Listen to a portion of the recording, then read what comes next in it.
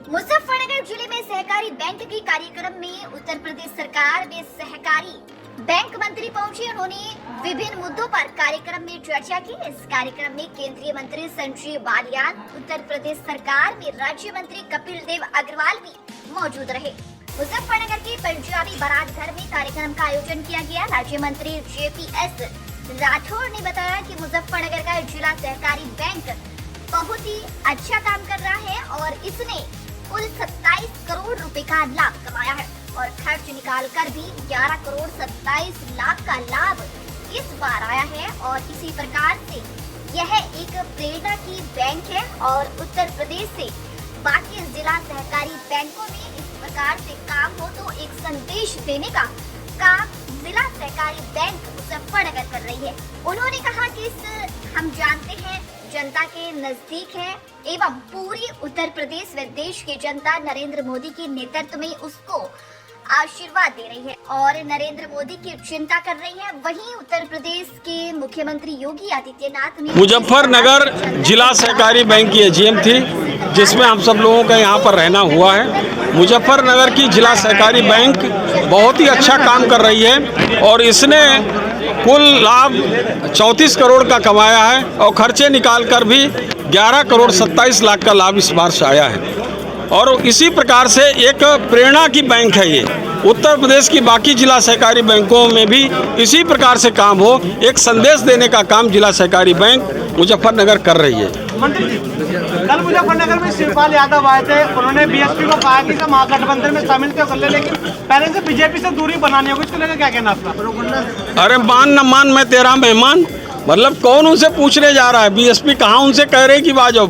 BSP की तरफ से कोई बात आई कि मैं उनके गठबंधन में शामिल होना चाहते हैं?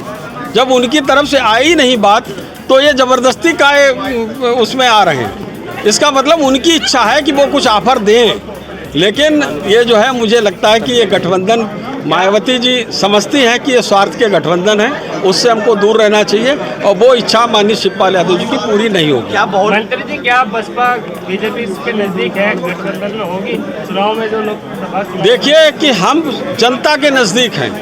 पूरी उत्तर प्रदेश की जनता, देश की जनता माननीय नरेंद्र मोदी जी के नेतृत्व में और उनके आशीर्वाद दे रही है और नरेंद्र मोदी जी सभी की चिंता कर रहे हैं।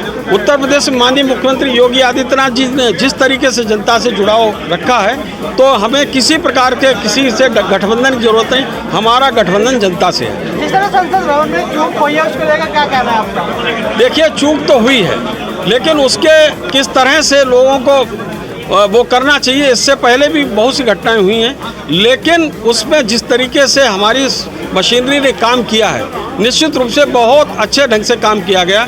अगर हम ज़्यादा सख्ती करते हैं तो ये कहा जाता है कि लोकतंत्र का गला दबाने का काम कर रहे हैं, लेकिन हम साथ ही साथ लोकतंत्र की रक्षा करते हुए किसी की आवाज़ को दबाने का भी बात नहीं करते। तो इतनी घटनाएं स्वाभाविक है कभी कभी हो सकती है। 2024 को लेकर किस तरह से तैयारी है? 2024 को लेकर पूरी तैयारी है। माननीय मुख्यमंत्री योगी आदित्यनाथ जी ने कहा है कि 80 में 80 लोकसभा सीट जीतेंगे। हम सब भाजपा के कार्यकर्ता संकल्पित हैं, 80 सीट जीतेंगे। अखिलेश यादव कह रहे हैं कि 80 हराओ और भाजपा हटाओ, क्या कहेंगे इस पर? अखिलेश यादव जी तो विधानसभा में कितनी सीट जीत रहे थे? 400 सीट। उन्होंने मतलब मुंगेरी लाल भी शायद इतने बड़े सपने नहीं देख सकता जो अखिलेश यादव जी देख लेते हैं। तो क्या उनको है अगले चुनाव में 80 की 80 हटाओ, मतलब वो अपने लिए कह रहे हैं 80 सीटों पे हारेंगे।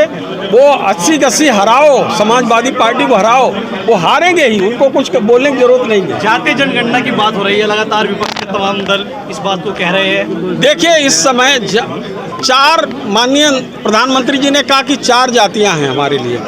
पहला गरीब है, दूसरा महिला है, किसान है और युवा है। इन चारों जातियों का कल्याण हो जाएगा तो सबका कल्याण हो जाएगा। हम सभी भाजपा के कार्यकर्ता माननीय प्रधानमंत्री जी के इस लक्ष्य को पूरा करने के लिए, उनका जो मिशन है उसको पूरा करने के लिए प्रतिबद्ध हैं, कटिबद्ध हैं, लगातार लगे हुए हैं। धन्यवाद। सहकारिता विभाग में पिछली सरकारों में भ्रष्टाचार की अगर बात की जाए और अब में क्या फर्क है? देखिए आप खुद ही देख रहे होंगे कि किस तरीके से हमारी बैंकें लगातार प्रॉफिट कर रही हैं। उत्तर प्रदेश कोऑपरेटिव बैंक में जब ये थे तो 27 ब्रांचेज में से केवल 1 ब्रांच प्रॉफिट में थी, 26 घाटे में थी।